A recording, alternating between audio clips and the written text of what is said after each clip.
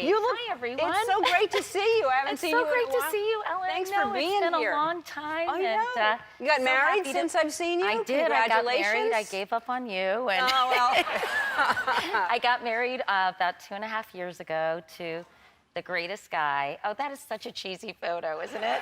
It's like, hello. It's like what comes in the frame when you Yeah, buy the frame. exactly. His name's John Molnar, and I feel really lucky because he's funny and kind and really smart and great company. You know, you forget how important it is just to enjoy being with the person. Really? Do you forget that? I think that's really important. I don't know why. I don't know why. You really appreciate it when you do love being with that person. Yeah, you should be with your best really friend. happy. Yeah. Well, congratulations. Thank you. I'm happy for you. All right, so let's talk about the documentary. I just wish that the audience could have seen the entire thing before you were on, because it's going to be on Nat Geo, and I really hope everyone sees it. And I have to say, as a gay person, I don't know anything about transgender or any of everything. Gender nonconforming, Nothing. Transgender. You know, there's a whole new vocabulary that exists, and I think it's so.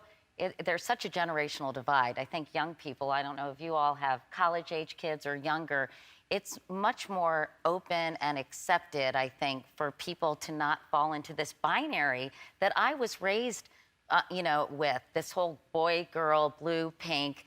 And I think for people who are a little bit older, like me, a cisgender woman, which means I identify with the gender in which I was born, it's very hard to wrap your head around these new concepts and people who feel very differently than some of us do.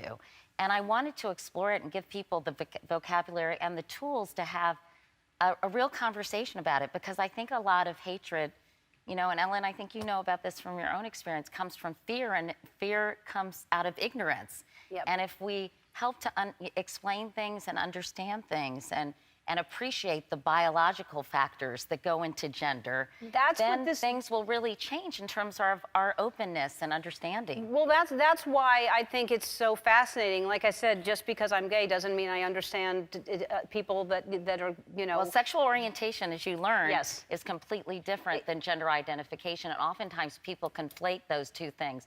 And one of the experts, or one of the guys I talked to, said, gender is who you go to bed as, sexual orientation is who you go to bed with.